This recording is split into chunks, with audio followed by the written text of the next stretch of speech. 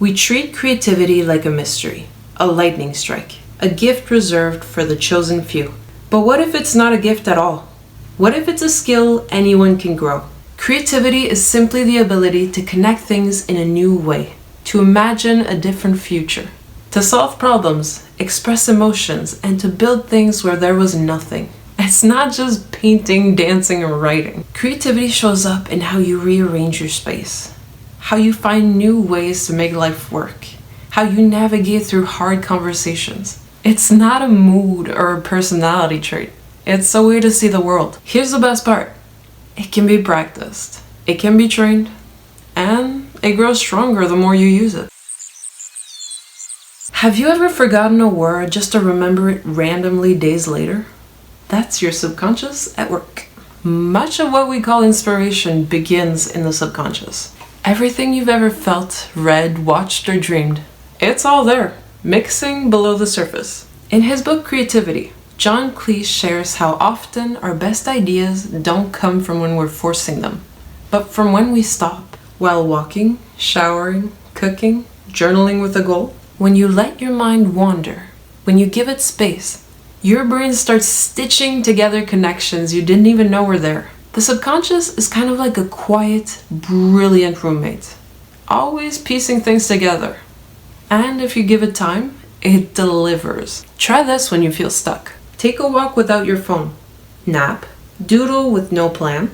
Journal without editing. Let your mind wander. You don't have to force brilliance. Sometimes the most creative thing you can do is pause. Trust your mind, give it room, and it will surprise you. Rest isn't the absence of work. It's where the real work begins. John Cleese also describes two states of mind. The closed mode, logical, efficient, focused, and the open mode, curious, playful, spacious. Creativity lives in the open mode, but most of us never reach it because it takes 30 minutes just to arrive there and another 60 to explore it deeply. And any distractions, it can take up to 8 minutes just to get back to where you were. So if you feel uninspired, maybe you're not uninspired. Maybe you're just overstimulated. We live in a world of noise. Notifications, deadlines, comparison, constant input. Creativity doesn't grow in chaos. It needs quiet, it needs space, it needs time. If you feel like your ideas are gone, they're not. They're just waiting for room to come forward. You're not broken, you're buried.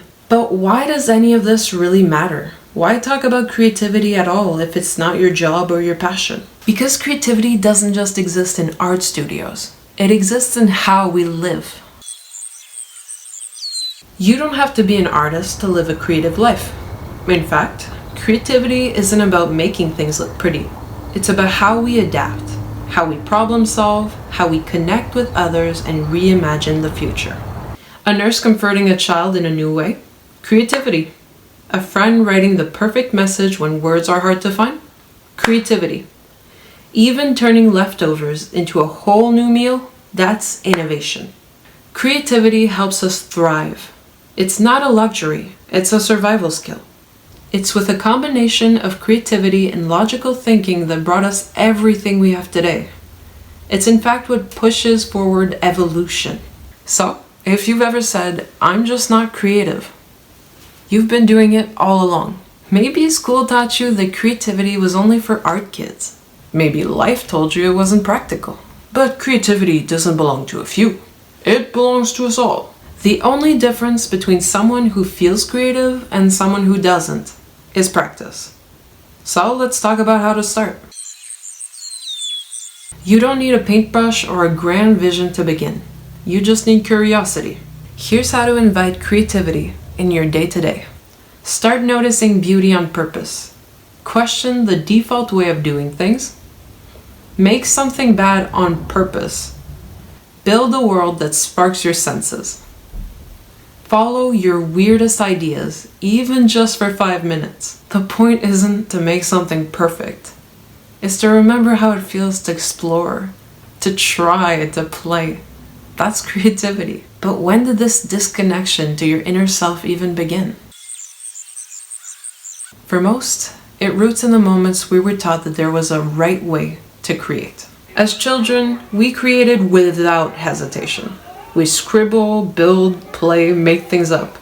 But somewhere along the way, we're taught to value the right answer, to follow directions, to stay inside the lines. School teaches many essential things, but often creativity is quietly pushed aside in favor of logic, speed, and performance.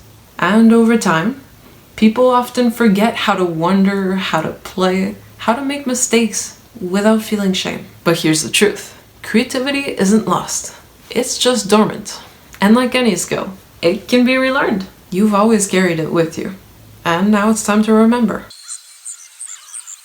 You don't need permission to be creative. You already are. It's in how you speak, how you solve, how you imagine, adapt, and feel. Creativity isn't out there. It's here. And the world needs your original way of seeing. Here's something you can try right now. Light a candle, set a 10-minute timer, and let yourself create something completely pointless. Not to post or for it to be perfect, just for you to feel alive. Let it be bad, let it be small, let it be yours. So, maybe creativity isn't what you thought it was. Maybe it's quieter, simpler, closer. It is quite literally all around us. Let me ask you this. Do you feel creative?